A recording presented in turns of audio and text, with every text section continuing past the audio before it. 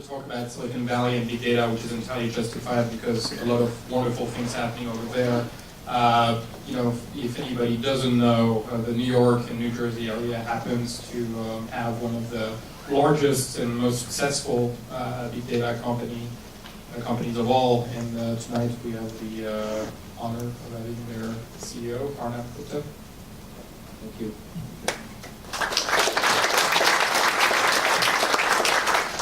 I think those are like famous last words, most successful. I hate hearing stuff like that, it's like even jinx. Just a little bit about big data and operating. We are probably one of the earlier pioneers in this space. We started the company in 2004. I think Palantir around the same time, and a few other companies. And fortunately or unfortunately, we've been through the wars and we've seen what works and actually what doesn't work. So today what I'm going to do is I'll just share a little bit with you. One aspect of our market, we serve the large enterprise market, the large corporation, Morgan Stanley, Citicorp and the like, and what we've learned as we apply big data technologies in these corporations. And so that I'll share with you a few use cases in the life. You listen to it. You're right. Richard.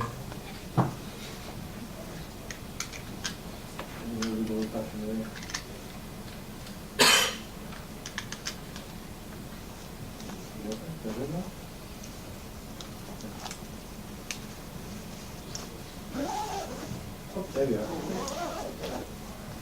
little bit about the company. Our focus is on machine learning. We have about 200 plus machine learning scientists in the company. Most of them have PhDs in machine learning, so it's one of the largest concentration of science startups of this caliber. And I use machine learning because the word data science I feel is a little overused because pretty much anybody who does any kind of analytics of any kind is not really able to themselves as data scientists. So I have to find a way of differentiating what they do from what we do. We have about 700 employees. We are very global. We are in the US, the UK, in China, and in India. So we have a sense of what's happening and what's working there. We have very broad industry focus because we really are focused on large corporations, and we find increasingly the kinds of problems that we are dealing with in terms of our platform are common across industries. And we have hosted solutions for investors and traders, healthcare, etc. And I'll share with you a little bit of that. What is it we do? And so the first part, which is mostly what big data is about, is how do you make the machine smarter? Almost anywhere you go now, analytics is part of the decisioning process. Most of the systems out there actually are rules-based systems. So oftentimes you have to upgrade to pattern-based systems. But increasingly, making the machine smarter and the IQ of the machine intelligence that you have in a corporation is a key differentiator. But there's something else we found in the process of doing this, which is when you look at the output of any analytic process, more often than not, they are kind of incomprehensible. For instance, when you look at a score, who really understands the score? And so what happens is, even though an enormous amount of science is used, the person using it is often a very average person who is not scientifically trained.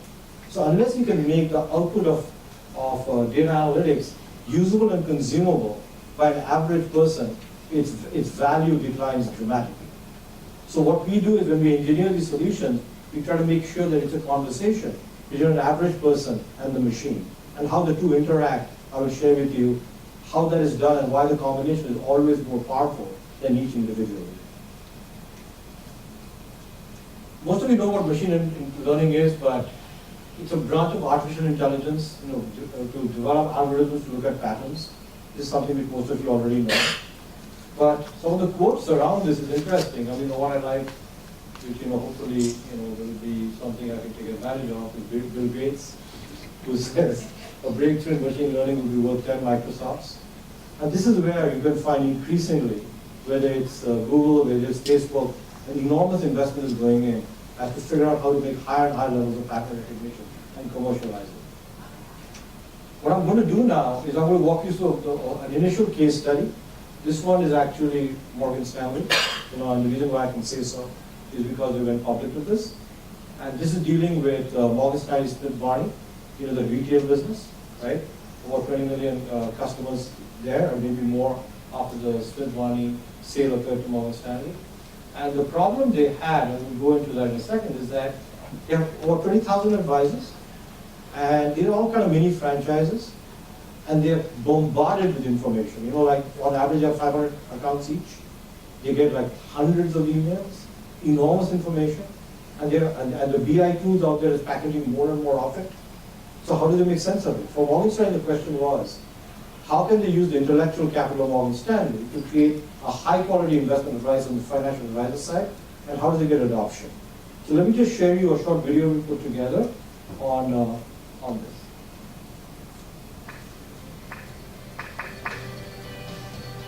Good advice is a good thing until there's way too much to deal with. This situation faces many wealth management firms today. If advisors could better match good advice to the right customers, their performance would improve dramatically. But they can't make that happen because they're overwhelmed with data overload. So a company's intellectual capital sits there, underused and underappreciated. It's a huge problem. The average advisor today has over 1 million investments to choose from. They're bombarded daily with data from scores and scores of sources, analyst reports, market updates, rating changes, and more. They get 250 to 300 advisories a day, along with all the news and alerts, and they have to map it all to constantly changing portfolios, preferences, and holdings. On its own, the human brain isn't up to the task, but the machine can now be trained to help. Here's how it works. Overnight, it searches scores of internal and external data sources to serve up individualized ideas for each advisor from hundreds of potential options. In this case, the advisor investigates a target price increase for Magna International.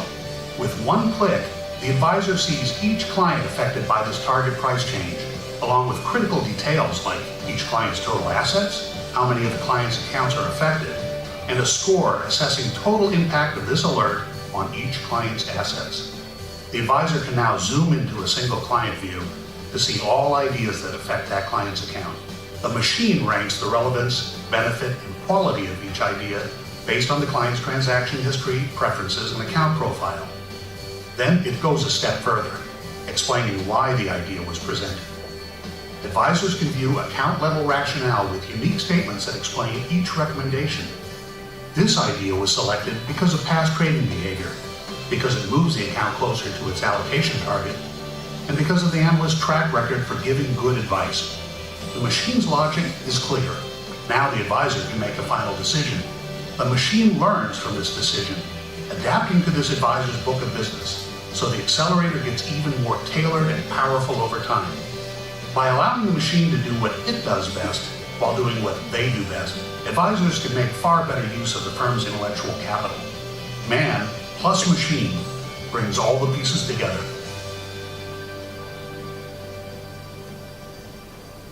So this was something where, adoption was key, and this was designed, hand in glove with the financial advisors. But I'm just using one example here. But I want to sort of generalize from that as to what are the lessons that are embedded within this one example and others. So 5 things. So the first point is that most data systems today you look at, they're all built around the concept of the data warehouse. And if anything we've learned from the earlier presentation is that the term data warehouse is now an oxymoron, because data cannot be warehoused. Because whatever problem we're solving today, the problem is going to get bigger tomorrow. So increasingly, you've got to think of data not as a reservoir or a pond or a lake, people use these terms, but more like a flow. So the challenge is, what's a new data architecture which says, how do I constantly and continuously integrate information on the fly? Because one thing we know so at Morgan Stanley, we have to daily reintegrate about 24 different data sources, one of which is the data warehouse. It has all the customer positions, customer transactions, and the like. That's just one source. And so this thing is changing, new data sources are coming in, and we have to put it together, and then what we do with it is convert it into what we call as signals. Because the problem with data is that it cannot be managed. And so often I say is that I actually do not believe in big data. I believe in small data. So the trick is, how do you take so much information and reduce the dimensionality so you can actually use it? So what powers the system here is something which we call as a signal hub, which we feel is the next generation of data warehousing as such. because signals, because it becomes a short, manageable, for all of Morgan Stanley, it's about 10,000 signals, which captures all the activities of Wall Street, for product, for advisors, for customers, all distilled into 10,000 signals, and it's those 10,000 signals on which the recommendations are based, the performance management is based, and so on and so forth. The third point is that data is dynamic. So this whole system is oriented around the feedback loop. Because again, what you find, unlike software, where you can go through versioning which are every 6 months, every 2 weeks, there may be a stationarity shift. So what we're constantly looking for is the algorithm working as designed? What drift exists? And then tuning it more and more each time as it gets put into production. So there's a whole feedback loop and a whole series of completing the loop. The next one is that this problem alongside, the way it came about was, the chief operating officer, he came to us and he said, I want to get something like this done. I want the advice cover recommendation system. Can it be done? I didn't have the heart to say I don't know, right? So I said, yep, it can be done, right? And the thing is, in what we're looking at, this is something you saw in the earlier presentation, is that the impossible has now become possible. And let me tell you why. I really do believe that whatever we're talking about today, however speculative it might appear, in about 2 to 3 years, you're going to see it operational. Because around 2010, I was sitting at a presentation by a gentleman by the name of Dr. Eric Lander. This is in the Broad Institute. They do research genomics and the like in medicine. And he said, in medicine, and I'll never forget this, he said, if you were sitting in the year 2020, and you're looking back into the year 2010, he said the difference in medicine would be the same difference as in chemistry, pre-periodic tables, post-periodic tables. He said, we're living in a decade where you have Moore's law on a log scale. So essentially, speculation becomes reality very, very quickly.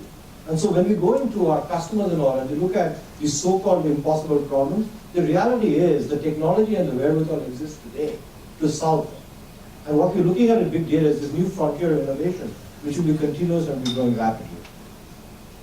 But at the heart of this is what we call as man plus machine. And you saw that referred to in the previous presentation, which is, there's always been this sort of Hollywood thing of man versus machine. The machine is in fact substituting for labor. But what in big data what's happening is the machine is automating the cognitive functions that people perform, right?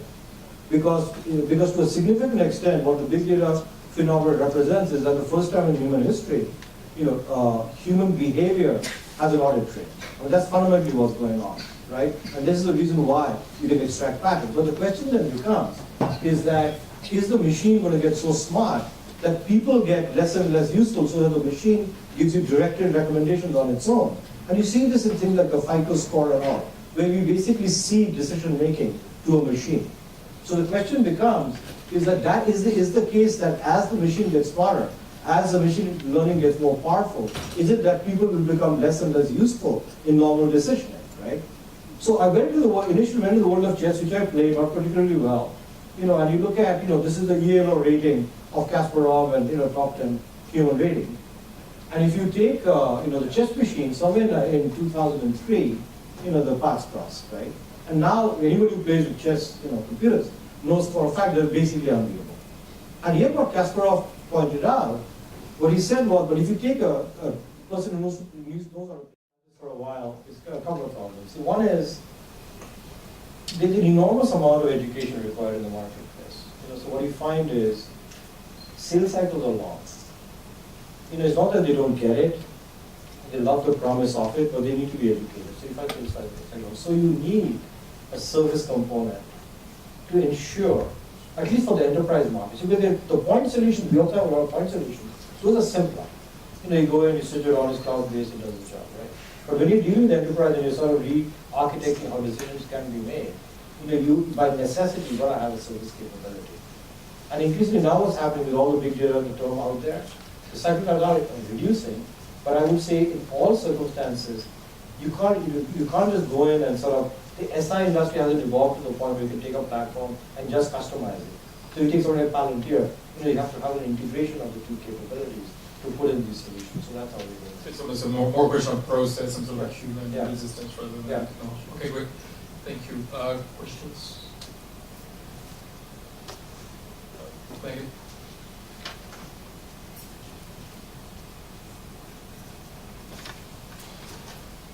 Thank you very much. Name and company. One of the recent Name and outstanding company. uses, well, Could you start with your name and company? Elliot Nolan, Garrett Asset Management. One of the recent uses of artificial intelligence has been demonstrated by IBM's competition with Jeopardy. Yeah. I'm interested in terms of what your thoughts are in terms of the limitations of that approach, or whether that approach will eventually dominate all the machine intelligence and other related fields. See, first of all, when I first confronted the whole, because we work with a lot of customers we're working with right now, trying to sell Watson, into the enterprise, right? And something I put to IBM, I said, what would have been who would have won if you had a human Jeopardy champion, you had, Watson, and then you had a human plus Watson, who would have won? Sort of the answer, suggests itself. So what you're going to find is, I think what Watson is doing, which is more dealing with unstructured data and the like, I think it's going to take a little longer, but there's no questions. He's going to intrude more and more into normal decisioning, like with the UPenn example. Because it's all forms of robotic surgery, if you think about it, right? But the issue is still, comes back to the thing, is what is the role of human expertise, which is why we address this issue. So I don't think this is sort of a race. This is simply an ability of people to take an analytic solution and take it to the next step. And always take it to the next step. Because there's always symbolic which extends the indexing. That is always what's happening in every situation we've ever looked at. So I believe that it's going to simply make the thing a lot more productive, but it will always have to be this combination. Just a follow-up? No, sorry, one question per person. And Nicholas Vandenberg from startup called 40Fs. I'm curious, running a startup, about how you started the company, what you had in mind, what was your beachhead, and how you've seen the market evolving. What was the original value proposition, what was the customer problem you were solving, and how that may have changed. I mean, my origin in the company was, I used to be a partner in McKinsey, so I started to, I knew how, right, which is consulting. So we had a few active things, and we were doing analytics. And it became very clear to me very fast that the consulting approach would be a dead end, because there's just a limit to what you can do. And I wanted to make it a solution, platform-based company. That's why I raised capital. In 2011, I had Silver Lake invest in the company, right? Start scaling it. That was your first one. Your first one was Yeah, like I had two more companies before that. Yeah. So unfortunately, I got used to this. And it's always painful, and I don't know why I do it. Right? But I think, I still think, the cycles are still relatively slow. I think the market is at least a year and a half before you start seeing it really pick up. Because you hear the words, you hear the stories, right? But you got to go into these places and see what happens. They look at it, they say, oh, it's great, big data, we got to do this, Most of the activity right now in the Hadoop and the data management layer, and that's where the activity is today. And even there, there's a lot of experimentation and learning going on. So I would say that, in 14, 15 is when you're going to see the true explosion. Not yet. Have you seen a difference per industry? So you talk about British Airways and Morgan Stanley. Are certain verticals more ready? I mean, the ones which are, which are used to analytics, like financial services, they're more used to it because they've seen its impact, like quants and all. So there you see more change. But what I find is the critical differentiator is really the imagination of the person wanting to do it. And that's really it's not eclectic and it depends on people.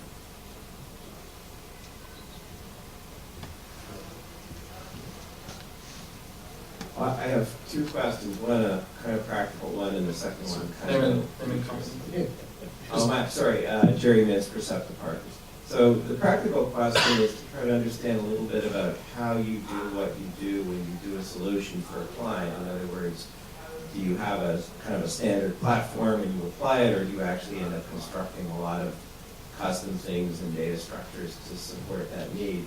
And the kind of futuristic question is, this is all kind of very Ray Kurzweil. Do you think that at some point machine intelligence gets to machine consciousness? Interested in your... Yeah, that's the whole Kurzweil thing, which I don't think is, that's not right. The second one, first, on the first part, of course, initially we had to handcraft it. But our whole goal was essentially, because we have 200 scientists, so we did what Frederick Taylor would have done. We saw what is it that they do. And 80% of what a scientist does is signal discovery. So then we said, what are the elements of signal discovery that can be automated?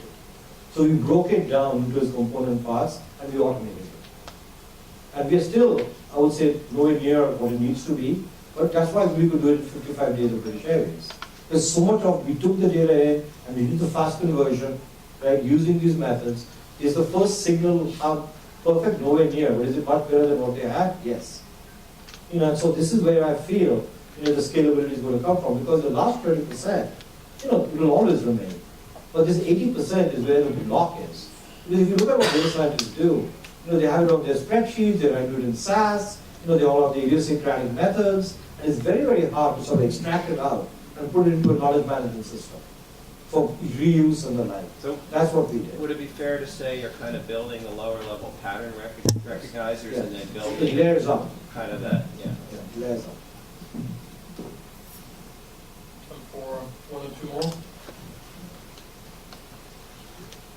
Hi, Corey Luskin with England and Company. So I'm always interested in this question of what creates sustainable competitive advantage. And the work you do with your clients, like the British Air example, it's fascinating, and it makes me question, does that result in something proprietary and sustainable for them, or does it result in sort of a never-ending arms race between them and other service providers? So, given the fact that you see and do a lot in lots of different industries, I'm interested in your big picture perspective. What in this new world allows advantage for sustainable advantage, whereas in comparison to other things that lead to, continual arms race? Yeah, this is a question that comes up, because when we put these solutions, the signal schemas and all are our intellectual property, right?